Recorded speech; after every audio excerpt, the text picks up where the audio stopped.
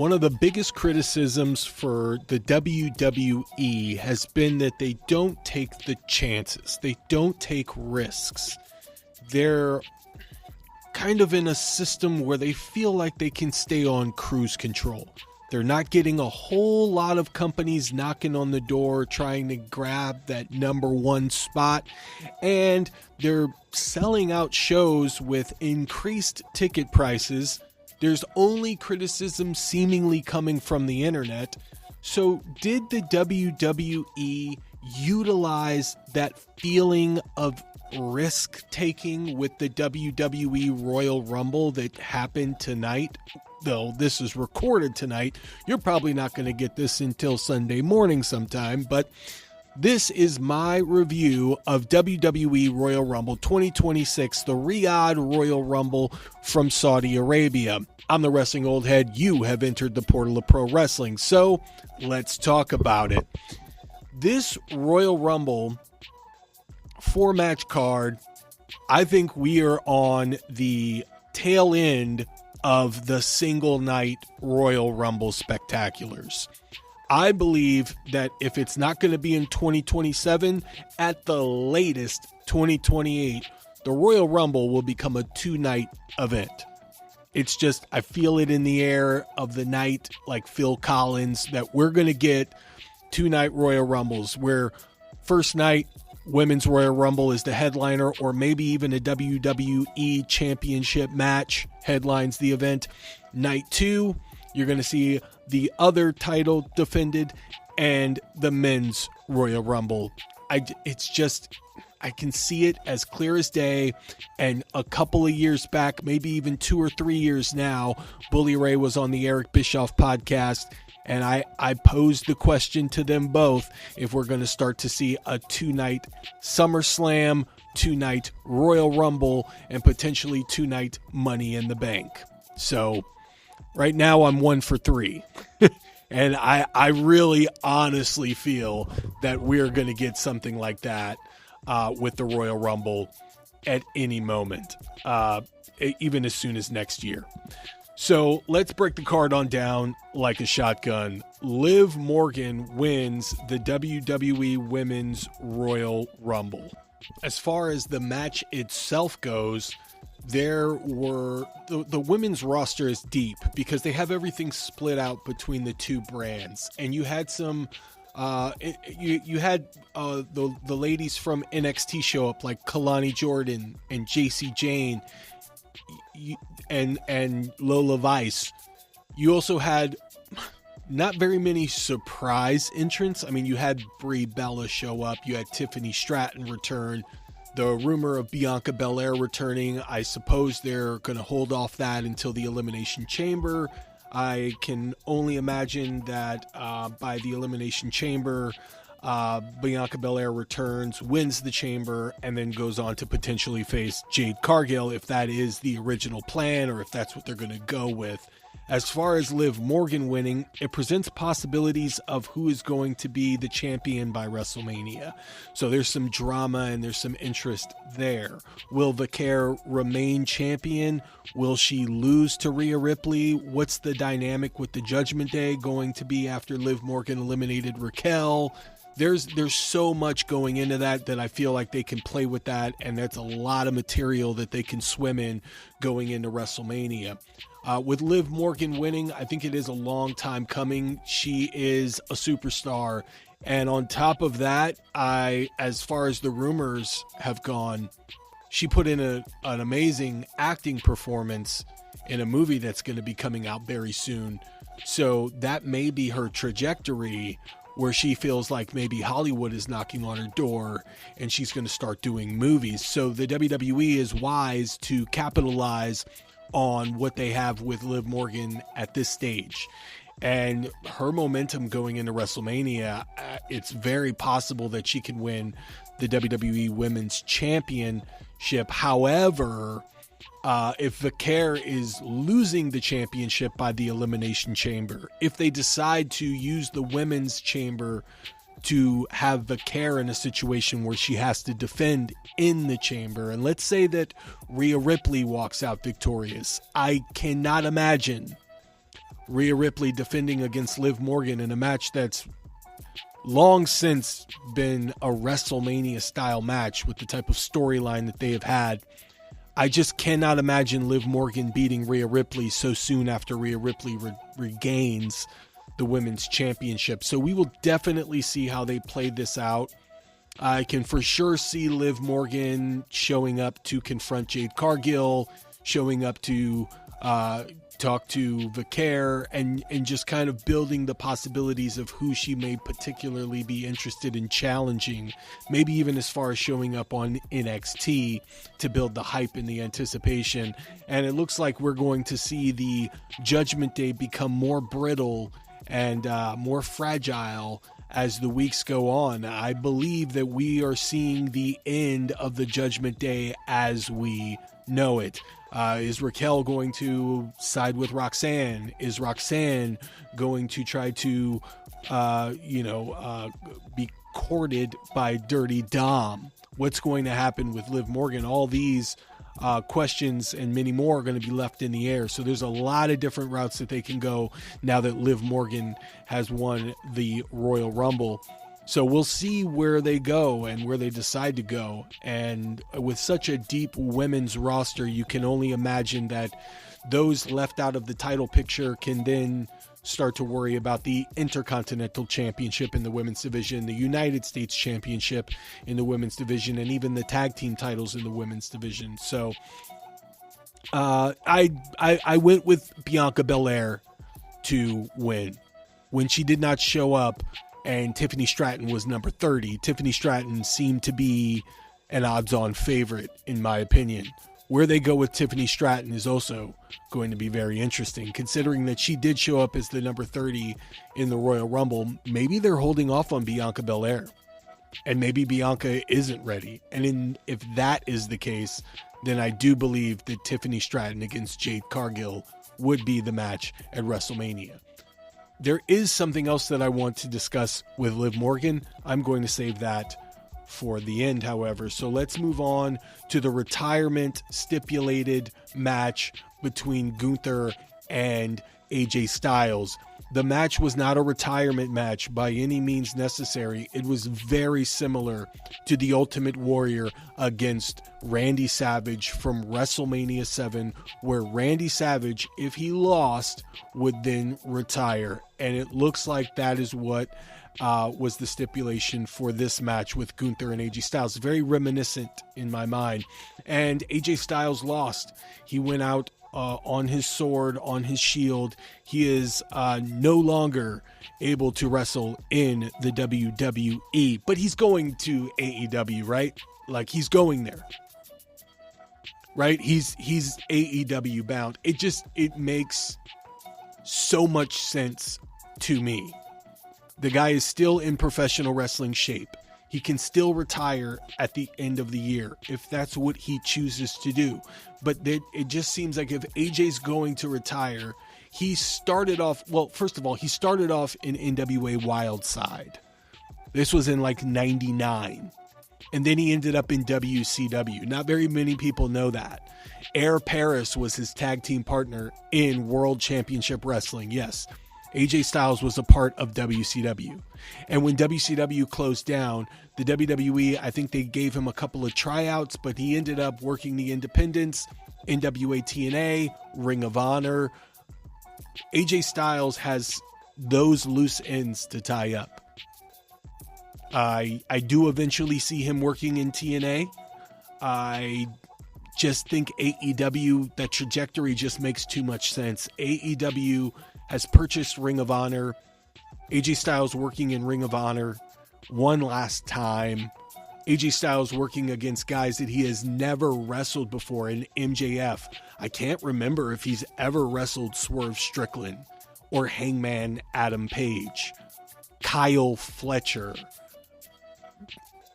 A match with Mark Briscoe, a match with Jon Moxley, a match with Kenny Omega, obviously, a match with Will Ospreay, a match that I don't believe has ever happened before. It may have happened in the early stages of Will Ospreay's career.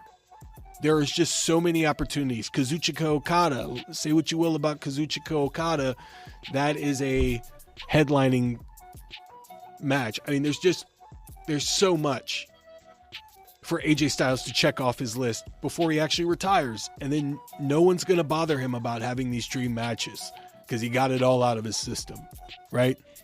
So I do believe AJ Styles is done in the WWE, but I'm not ready to say that he's done with professional wrestling.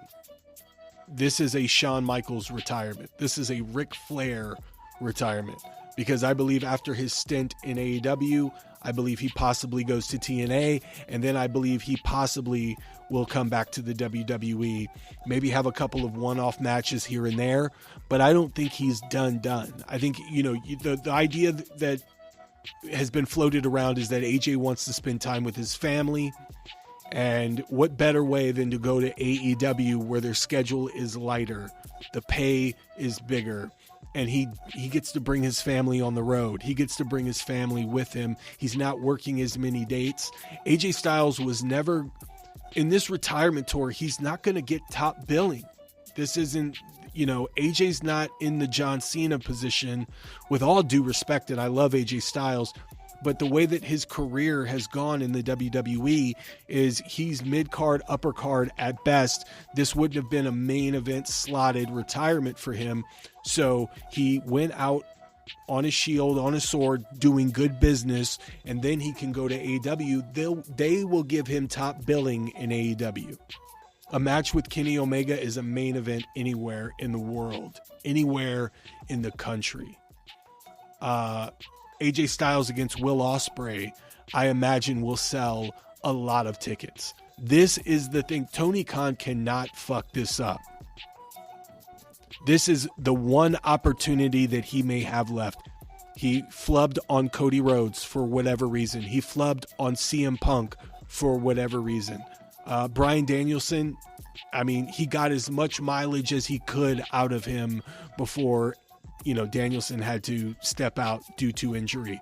But with AJ Styles, this is his one opportunity to take a bona fide superstar that's not homegrown WWE, that came from the bottom and worked his way up, bring him into AEW and really set 2026 on fire.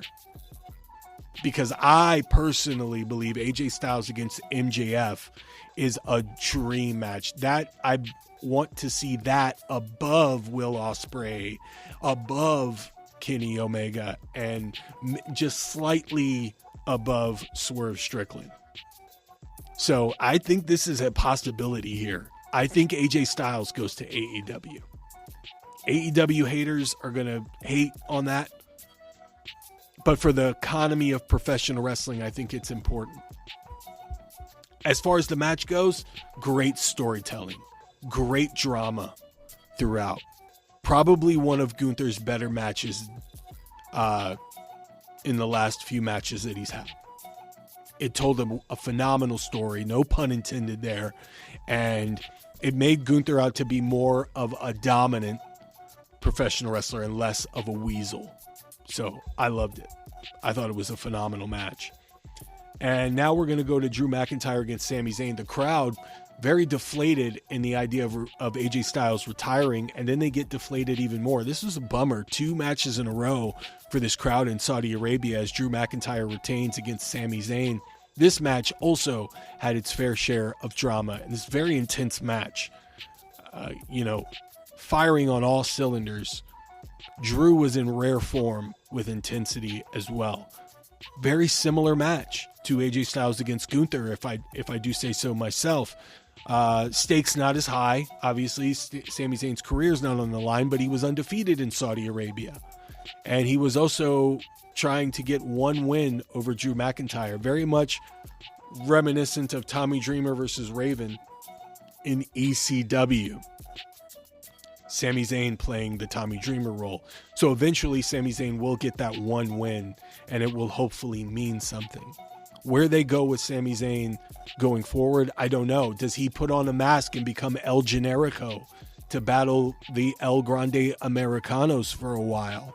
Does he go that Midnight Rider slash Dusty Rhodes type of an angle to keep him busy. I'm in favor of that. I think bringing El Generico into the WWE is great for their sales in video games, because then you can have a DLC of El Generico, which would be really fucking cool. Or he can get a mean streak. He can start using the crossface chicken wing, maybe. I don't know. But there's not much I can think of for Sami Zayn right now. Could be involved with Chris Jericho. That's a possibility. Chris Jericho is inevitably coming into the WWE. Doesn't look like they are planning on doing it anytime soon, with his name still hanging around the AEW website. But as far as the future with Sami Zayn goes, I hope they have a plan, because that totally killed off his momentum. With Drew McIntyre, they painted themselves into a corner here. Drew's first defense since winning the WWE Championship from Cody Rhodes, he had to win. We hoped for a longer title reign than the one that he had during the COVID era, than the one that he had at WrestleMania before Damian Priest cashed it in after CM Punk interfered. We're set on a Drew McIntyre reign, and who knows if he's going to have the championship after WrestleMania, because we'll get to that later. Okay, put a pin in that, and we'll get to that later. Or we can get to it now. Shit, let's talk about, as far as the match, though, very intense match. Drew McIntyre winning over Sami Zayn. Both put on a great performance, but the crowd was just deflated. And another thing about the crowd, a lot of people were saying that the crowd was empty. I think what happened is some of the seats were raised higher, and there were these LED lights that would flash during entrances. I don't know if you paid attention. It made those seats look empty. I think they were filled. I do.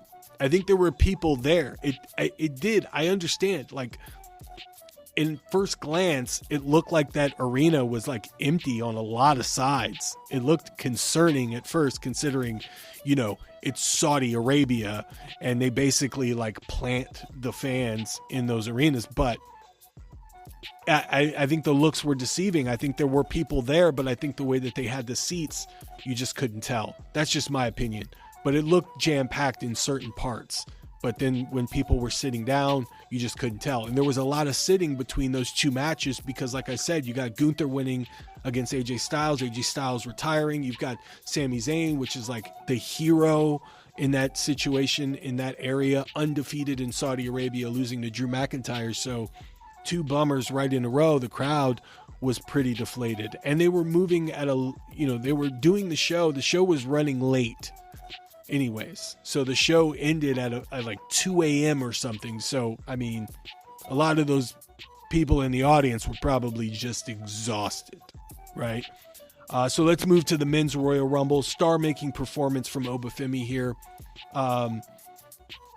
They did everything right with Oba. I have my reservations about an Oba push thus far, this soon. I think they should build it, but they're not. They're going to pull the trigger right away. And that could be detrimental to his longevity here. I hope that they have a plan with Obafemi that doesn't require just shoving him down our throats and really making sure that we get emotionally invested in his character, because that is the only way that he's going to reach legendary status. He's got everything else. He's got the look. He's got the entrance. He's got the moveset. He's got the patience. He's got the poise. He's got it all, but the crowd needs to find something they can attach themselves to aside from just his entrance or just his overall stature. This Royal Rumble was very interesting. I love the subplots that they had involved in this. Some of the way that the guys were eliminated just seemed kind of like, there wasn't a whole lot of like emotion behind it. People just got tossed, man.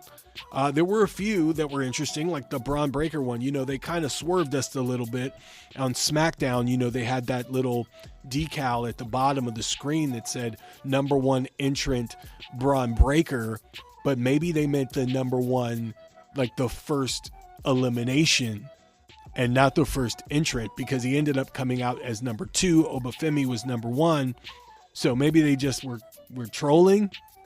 That's a very Triple H troll job right there, if that were true. And then there could also be a situation where they meant the first elimination.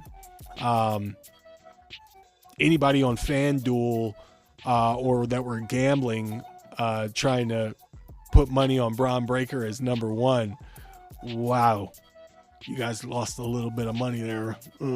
Hopefully not too much. As far as Javon Evans, I thought he would play more of the Kofi Kingston role here, but he just got bounced around like a basketball, man. Brock came out later on and was just throwing him all over the place. Interesting that when Brock came out, they had already had Rusev, Bronson Reed, Damian Priest, and the debut of Powerhouse Hobbs, Royce Keys not in the ring, because I thought it was going to be a big beefy men slapping meat man type of an affair, and they kept those at bay. That was very interesting for me. Interesting as well to have Powerhouse Hobbs, the name, on the video wall, and then turn it into Royce Keys. So they very much are playing onto his history with AEW. And they're not hiding it at all. They're just not saying the name AEW. Just bringing him out there with very little fanfare, very little history, aside from if you know, you know. That's basically what they said. If you know, you know. That's going to be interesting. And it's going to be interesting to see where he is positioned, whether it's on SmackDown or whether it's on Raw. Is he going to be a heavy for someone, or are they going to try to build his own path? So going to be interesting to see where they go with that. I mean, is he going to end up with the New Day, or is he going to end up with Trick Williams? Is he going to end up over with Ricky Saints or Ethan Page, or dealing with Miz, right? Trying to feud with Carmelo Hayes. It's going to be interesting to see. This was a very star-studded Royal Rumble, if I do say so myself. You had Cody Rhodes, you had Roman Reigns, you had Brock Lesnar, you had LA Knight making his return.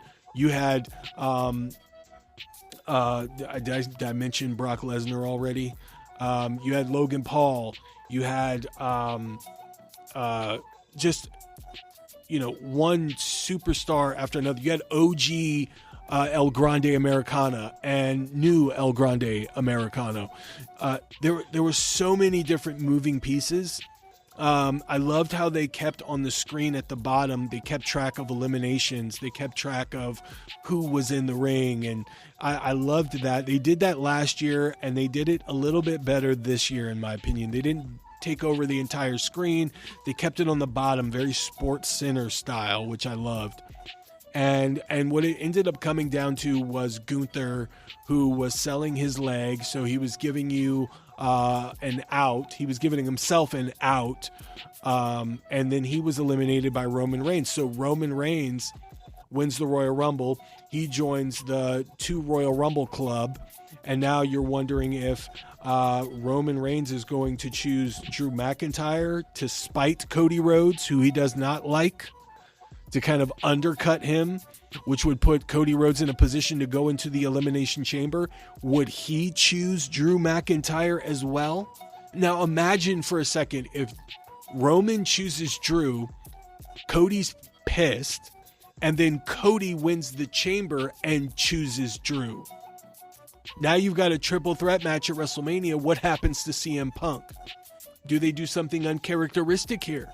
This is just an option that I'm throwing out there, because Roman Reigns, Cody Rhodes, and Drew McIntyre could be a phenomenal triple threat, but that does leave Jacob Fatu out in the cold.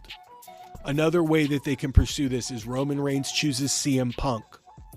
So then Cody Rhodes goes into the Chamber. and then he chooses Drew McIntyre. So you got Cody and Drew, you got Roman and Punk. What's Jacob going to do again? Jacob is left out.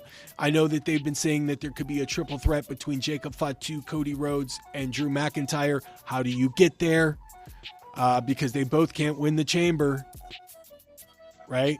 So they got to figure out how they're going to insert two people through the Elimination Chamber into WrestleMania, because that's how I imagine that whoever is not chosen by the Royal Rumble winner, then the chamber becomes the race to get to that shot at the other champion, right? So we'll see how they work that into play.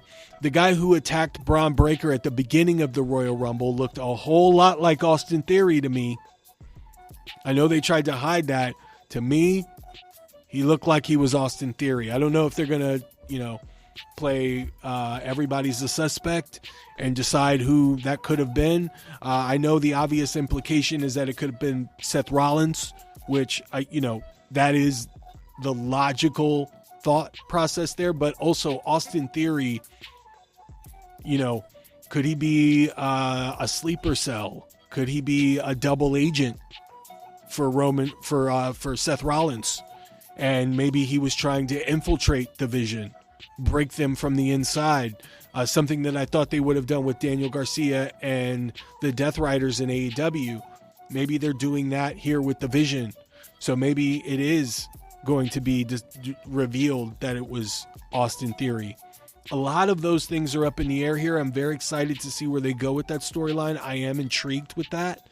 I like how they're keeping the suspense going. Those are things like cliffhangers that you don't see very much in professional wrestling anymore. So it's nice to see a cliffhanger like that where you're trying to decide who done it. I love a good who done it. I love a good mystery. So my thoughts is this overall was a good show. It wasn't like one of those life-changing, can't wait for WrestleMania shows, but they did do enough to put things into motion that I can look at WrestleMania with some excitement if the build is correct. If Roman Reigns builds to Drew McIntyre, I'm intrigued by that. If Roman Reigns builds towards CM Punk, I'm intrigued by that. Cody Rhodes, Jacob Fatu, and Drew. Cody Rhodes, CM Punk. Like, there's so many things that you can do. You got me. And I noticed that they definitely said that Liv Morgan, talking about what I said that I was going to say later, I just remembered because I'm going off the top of my head, that Liv Morgan, they said, would be in the WrestleMania main event.